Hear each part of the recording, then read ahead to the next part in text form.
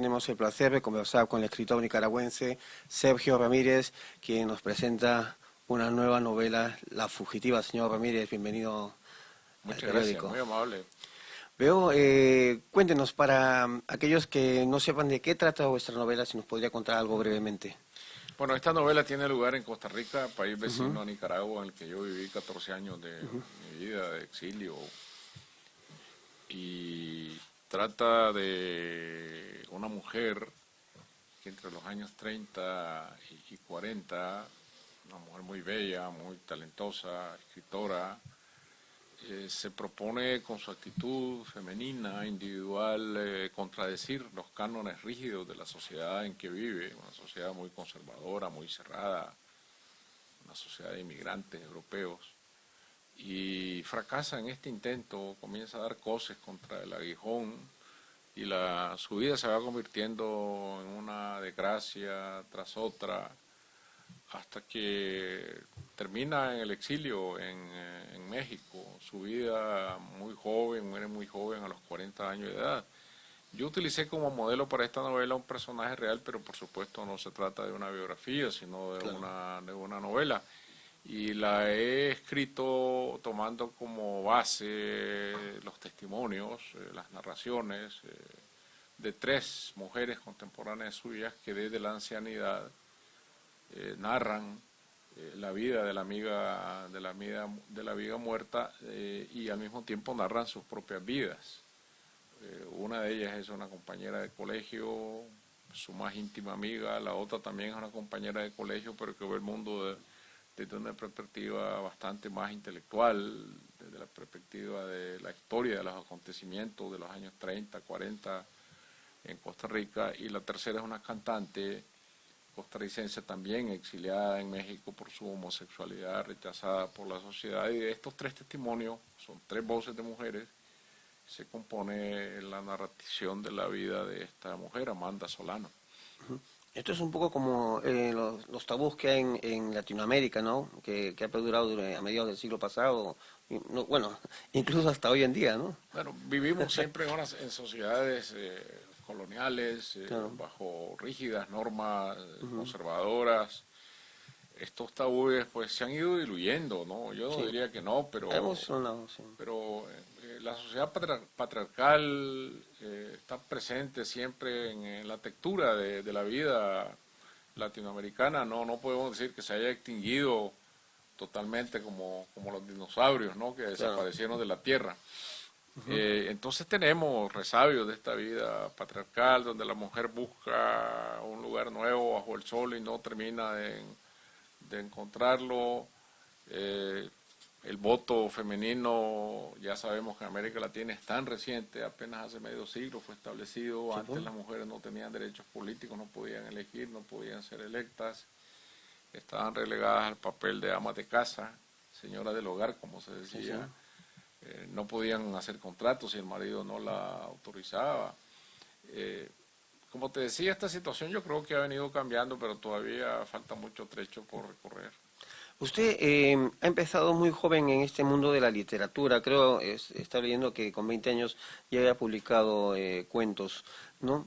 Pero perdóneme si hago un flashback en su vida, ¿no? Su carrera, digamos, se truncó, entre comillas, al alistarse para luchar contra la dictadura de Anastasio Somoza, ¿no? O sea, Bueno, cuando yo había recién cumplido 30 años vino el fenómeno de la revolución. Yo había acabado de regresar de Alemania, donde había pasado 2 años escribiendo una novela que se llama Te dio miedo a la sangre, y me encontré con que la revolución llamaba a filas y yo me alisté. Me alisté en la revolución como intelectual, no como militar.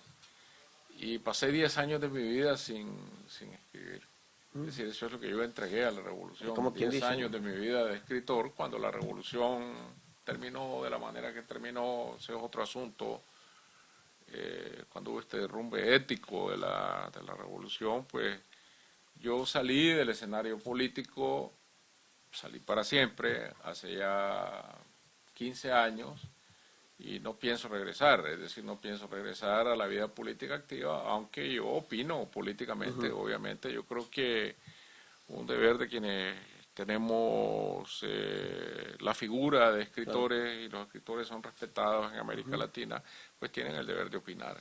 Claro, hablaba sobre su paso por, digamos, el campo militar, ¿no? En el sentido de con la revolución contra Anastasio Somoza, cambiar de un día para otro la pluma por las armas, no sé si habrá empuñado un arma. Yo nunca empuñé un arma, yo fui un político en la revolución, un dirigente civil, jamás aprendí a disparar. Cuando me tocó estar en la clandestinidad en Managua, un año, medio año, nunca usé un arma porque sabía que no me iba a servir para nada, yo no estaba entrenado, ¿no?, para usar armas.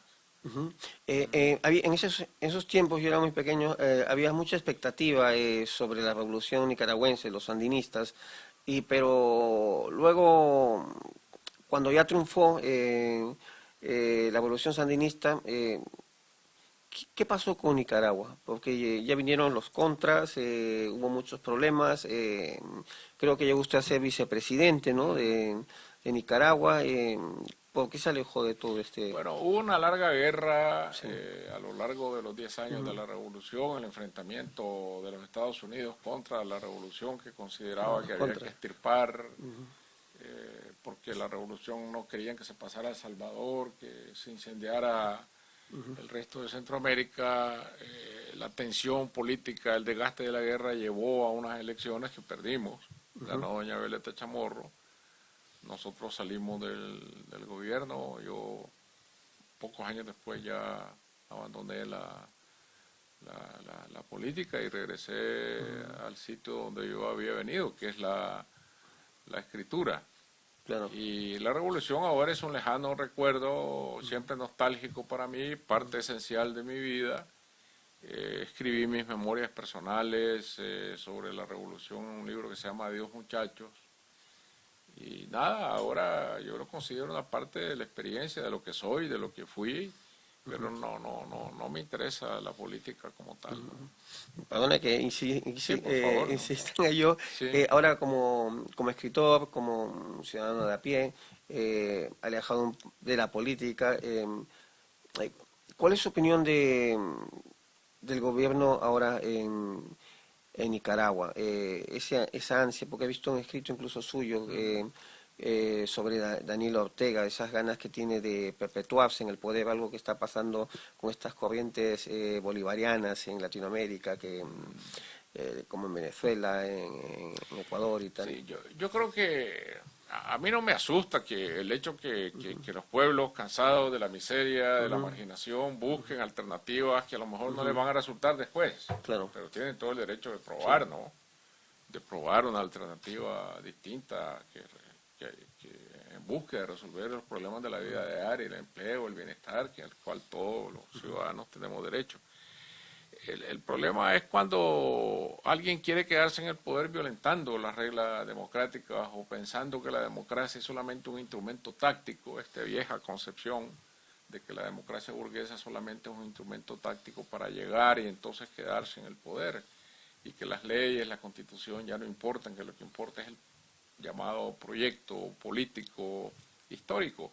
Y me parece que esto es lo que está ocurriendo en Nicaragua con la reelección que va a tener lugar indudablemente Daniel Ortega en las elecciones de noviembre, porque se está presentando como candidato cuando la Constitución lo prohíbe. Retirándonos este aspecto de la política, como que hemos hecho un flashback, ¿ha sido difícil para usted incursionar en el mundo de la literatura española, más aún cuando ganó en su momento el premio Alfaguara? El premio Alfaguara ayudó mucho a reconvertirme en un escritor que tenía fama de político.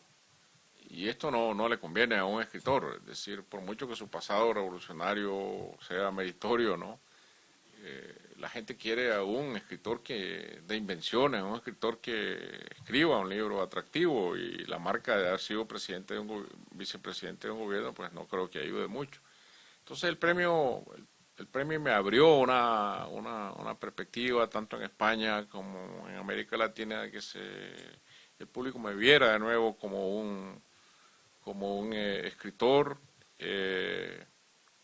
y así pude reconstruir mi imagen de escritor, que es la que ahora quiero quiero conservar, es decir, porque uno es escritor hasta que se muere, no hay tercera edad en la escritura, no hay cuarta edad en la escritura, uno no se retira a escribir, uno escribe siempre hasta el último momento, y eso es lo que yo quiero seguir siendo, un escritor capaz de escribir un libro tras otro mientras tenga fuerzas. Su carrera literaria, digamos, empezó después del el famoso boom latinoamericano, ¿no? Usted rompió y ahora, ¿cómo ve a la nueva jornada de escritores latinoamericanos que están apareciendo? Pues yo veo escritores muy talentosos como Juan Gabriel Vázquez, que acaba de ganar el premio Alfaguara con su novela El ruido de las cosas al caer, Santiago Roncayolo del Perú, que también ganó el premio Alfaguara en años anteriores, Alberto Fuguet, que va a presentar aquí su último libro muy pronto, Edmundo Pasoldán de Bolivia. Me parece que son muchachos brillantes, excelentes escritores que están abriendo nuevos caminos, los caminos del siglo XXI. Una literatura siempre ligada a los grandes temas de América Latina, es decir, a los temas públicos, de la vida pública, de los cuales no pueden escaparse.